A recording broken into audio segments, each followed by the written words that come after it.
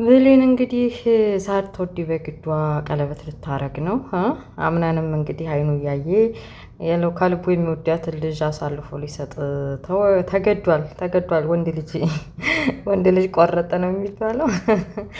ሰላም ጤና ይስጥልኝ። ውድና የተከበራችሁ የቻናል ቤተሰቦች ሙስሊም ክርስቲያን ወገኖቼ ሰላማችሁ ይብዛ እያልኩኝ ለቤት አዲስ የሆናችሁ ሰብስክራይብ በማድረግ ተቀላቀሉ። ነባሮች ደግሞ ላይክ ሼር ማድረጋችሁን እንዳትረሱ አበረታቱኝ። እንግዲህ የድር ድራማን ይዘንላችሁ መተናል። አብራችሁ ይቆዩ። የድር ድራማ ሲጀምር እንግዲህ ሁለት ወንድማማቾች እየተበጋገኑ እየጠጡ ነበር መጠጥ። ያው እንግዲህ እንዳጋጣሚ ሆኖ ያው መጠጥ ሲጠጣ መስከር አይቀርም እና ሰክሮ እንግዲህ ከነብ ላይ አብሬያት አድራለሁ ከሙሽራዬ ጋር ከፍቅረኛዬ ጋር ሲል የነበረው የአምነን ወንድም ግን ሳይሆንና ሳይሳካለት ቀርቷል። ሶፋ ላይ እንደተኛ ነግቶበታል። እሱም ደግሞ እንደው በተቃራኒው አምነን ተብዬው ያው እንግዲህ አዲስ አገባታለሁ ብሎ ከአባቱ ጓደኛ አብሮ አደጉ ጋር የነበረውን ግንኙነት እንግዲህ ለአባቷ ቃል ሰጥቷል። አገባለሁ ብሎ ግን ያው ውስጡ ማን እንደሚያፈቅርና ማን እንደሚወድ ለብሌን ከፍተኛ ቦታ እንዳለው እያወቀ ቢሆንም እንግዲህ ሉይታ ይዞት ለአባቷ እሺ ብሎ በመቀበሉ አብረው እየኖሩ ነውና ያው እንግዲህ ወደ መኝታ ክላሱ ሂዶ አብሮ ለመተኛት ቢሞክርም እንቅልፉ አልመጣም ነበረ። ወዲህ ሲል ያው ቀጥ ብሎ ሄዶ ወደ ብሌን ክላስ ነበር። ብሌንም እያሰበች እየተጨነቀች ስለነበረ ስለሱ ግንኙነት በዚህ መካከል ክፍተት መፍጠራችን አንድ ላይ አለመሆናችን ለምንድን ነው እንደዚህ አይነት አደጋ የተፈጠረው? ፍቅራችን ለምንድን ነው አሁን ላይ የቀዘቀዘው? በሁለታችን መካከል እንግዲህ ሌላ ሶስተኛና አራተኛ ወገን በማስገባት ለምንድን ነው ልንለያይ የቻልነው እያለ ራሷን እየጠየቀች በጣም ክፉኛ ዝና ነበረ እና አጠገቧ ሆኖ እሱም እንግዲህ ያው መምጣቱን እና አብሮ ሊያድራ እንደፈለገ ሲነግራት ያው ይሄ ልጅ አያድብም እንዴ? ይሄ ጌም እኮ አበላሻቸው ላይ ጩኸታቸው በረህማን ይቅርታ። ለማንኛውም እና አምነን እንግዲህ ከፍቅረኛው አልኩ እንዴ ዝም ብላ ደባል ከሆነችው ሚስቱ ተለይቶ ከብሌን ጋር ጥሩ ጊዜ እያሳለፈ መጨረሻ እንደውም ለምን አንጠፋም ተያይዘን አንጠፋም እየተባባሉ ይህን ነገር እኔ ነበርኩ መጠየቅ ያለብኝ እንዴ ብሎ እሱም ችግር የለውም ኧረ አንተም ጠየቅ እኔም ያው ነው ብንጥፋ ተያይዘን ተባብለው እንግዲህ ሊጠፋ አስበው ነበር ግን አልተሳካላቸውም። እና ወይዘሮ ሙርዚና ደግሞ ያው እንግዲህ በሁለታቸው መካከል ያለውን ግንኙነት እንትን ብላ በተለይ ብሌን ወንድማማቾቹን ለማጋደል ነው ወይ በሁለቱም እሺ እያለች ካምነን ጋር አንዴ ደግሞ ከኔ ልጅ ጋር ትሆናለች እያለች ከዚህ በፊት ጠርታ በማታውቀው ጥሪ ወይዘሪት ብሌን እያለች ስትጠራት ብሌንም ይህ አጠራር ምንድን ነው? እኔ እኮ እንደ እናቴ ነው ማይሽ። ለምንድን ነው እንደዚህ ዴና ተቀራርበን አልነበረ ወይ? መጥፎ ነገር ስለ እኔ ሰምተሽ ነው ወይ እንደዚህ አይነት አጠራር የምትጠሪኝ ብላ እየጠየቀቻት ነበር ያለውን ችግር ምና የምታውቀውን ነገር። ያው እንግዲህ እሷም የምታውቀውን አልደበቀቻትም። በሁለት ወንድማማቾች መካከል ያለች ችግር ምንድን ነው? ከአንዱ ጋር ለምን አትሆኒም? ሁለቱን ወንድማማቾች ልታጣሊ ነው እንዴ ብላ ጠይቃት ነበረ። በዛ ላይ በተረፈ አዲስ የተደላቀቀ የህፃኗ እናት መታለች።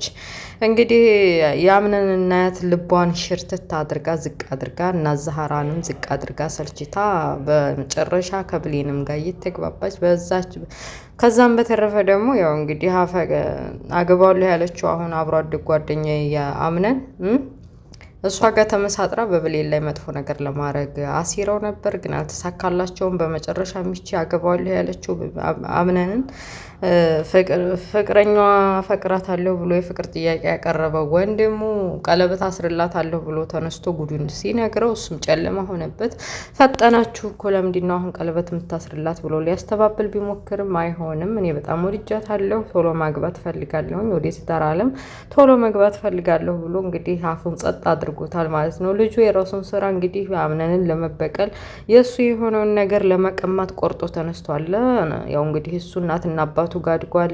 ያለውን ምንም ሳይሰቃይ ሳይርበው ሳይጠማው ከቤተሰብ ፍቅር እያገኘ ስላደገ በአምነን ቀንቶ አምነን እንግዲህ አሁን ለቤተሰቦቹ የሉም ድርጅቱንም በመቀማት ኪሳራ ላይ በመጣል እና ደግሞ ብሌንንም በእጅን በማስገባት ባዶ አስቀርሃለሁ በሚል ሰበብ ቆርጦ ተነስቷል። እንዲሙ ስለ ወረቀቱም ተነስቶ እሱ የሚያስበው ያቺ ልጅ እንደሰረቀችው ነበር። ግን የሰረቀው ትክክለኛው ወንድሙ ነውና ስለዚህም አላወቀም እንግዲህ በቃ እጅ ሊሰጥ ነው። እና በመጨረሻም እየተፈጠረ ያለው ነገር ለምን ከወንድሙ ጋር እንደሆነች ብሌንም ራሷ ቁጭ ብላ እያሰበች በመጨረሻም ወደ ኪችን ሄዳል እና ዛህራ እያማከረቻት ነበር።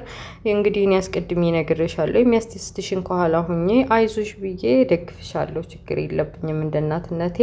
ግን ደግሞ የአምነንና ያንቺ ግንኙነት እንዲህ በቀላሉ መቋረጥ የለበትም እና አሁን ያለሽበት እና ይሄ የምትሄጂበት መንገድ የተሳሳተ ነው፣ ተመለሺ ብለው ጥሩ ምክር ሰጥቷታል።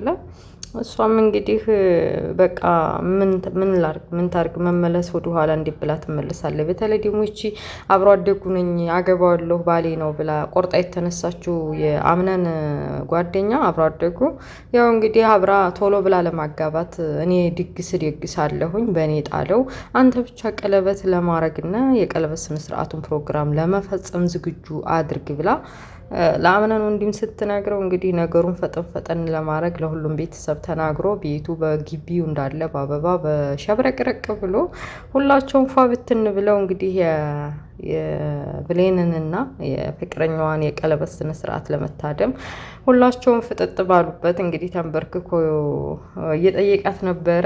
ግራ ገባት። አንዴ ወይዘሮ ዛህራን በማየት አንዴ ደግሞ አምነንን በማየት አይኗን እየተንከራተተ እያለ እጇንም ሳሰጠው ቀለበቱንም ሳታደርግለት፣ በተለይ ደግሞ ወይዘሮ ሞርዚና እንግዲህ ማንን እንደምትመርጪ ፊት ለፊት የማየው ይሆናል ወይ ከወንድሙ ወይ ከአምነን እያለች አይኗን እያየች በመጨረሻም እንግዲህ ይቺ እንትና አብሮ አደጉም ደግሞ እንኳንም ቀለበት አሰረችልኝ በሚል አስተያየት አምነንን ከዚህ በኋላ ቀለበት ካሰረች ወንድሙ ጋር ከተጋባች አምነንን አትቀማኝም ብላ እርግጠኛ ሆና ደስ እያላት እንግዲህ ቀለበቱን ሊያስርላት ትንሽ እንደቀረው እሷ ምሽቷን ሳትሰጥ ቀለበቱን ሳይታሰር ሁላቸውም በተፋጠጡበት ድራማ ያልቃል ማለት ነው። ውድ ቤተሰቦችዬ በማለት ነው ጨረስኩት የዛሬው።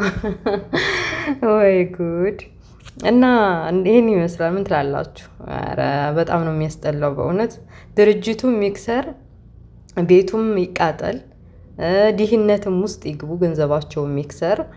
ግን አምነንና ብሌን አንድ ላይ ሆኖ ወይ ተጋብተው ወይ ፍቅራቸው እንዳለ እየቀጠለ እያለ ሌላ ችግር በህይወታቸው ቢከሰት ይሻላል። ምክንያቱም አንድ ላይ ሆነው ተጋፍጠው የሚሄዱ ይመስለኛል። ግን አሁን በፍቅራቸው መካከል ይሄ ወንድሙ ገባ። ወንድሙ ደግሞ ከልቡ እኮ አይወዳት። የሚገርመው ነገር ቢወዳት ጥሩ ነበር። የሚወዳትና የሚያፈቅራ መቼ ነው? በኋላ መጨረሻ እንግዲህ ዙሮ አላፈቅርህም ማለቱ አይቀርም አንድ ቀን እና የዛኔ እንግዲህ በደንብ ነው ፎንቃ የሚገባለት። ምክንያቱም እጁ ላይ ሆነ አሁን እየቀለደባት ነው። አሁን አምነንን ለማበሳጨት አምነንን የሚፈልገውን እና የሱ የሆነውን ነገር ለመንጠቅ ነው እንጂ አፍቅሯት አይደለም። ብሌንን እንግዲህ ቀለበት ላስርልሽ ፍቅር ይዞኛል ብሎ የነገራት እና ውድ ቤተሰቦችዬ በመጨረሻም ያው እንግዲህ ዙሮ ያማለ ይሄም ማለ ከሌም ተናገረ፣ ከሌም ወጣ፣ ከሌም ወረደ። አምነንና ብሌን መጋባታቸው አይቀርም አንድ ቀን። ያ ቀን ግን ያው ሩቅ ቢሆንም ማለት ነው። እና ውድ ቤተሰቦችዬ የድራማ ይሄን ይመስላል። እስኪ ሀሳባችሁን በኮመንት አስፍሩ። ላይክ፣ ሼር፣ ሰብስክራይብ ማድረጋችሁን እንዳትረሱ። ቻናሌው እንደምታውቁት ቀዝቀዝ ብሎብኛል። ባካችሁ ላይክ ማድረጋችሁን እንዳትረሱ። በላይክ ምክንያት ነው የቀዘቀዘው። እና ለዛሬ ይህን ያክል ይበቃና ኔክስት በሌላ ፓርት እስከምንገናኝ አላብዛባችሁ። ከልብ ነው የማመሰግነው ስለምታበረታቱኝ። ባይ ባይ፣ ቻው። ሁላችሁም በያላችሁበት ሰላማችሁ ይብዛ፣ ከክፉ ነገር አላህ ይጠብቀን እያልኩኝ ለዛሬ እዚህ ላይ ተሰናበታለሁ። ባይ ባይ፣ ቻው።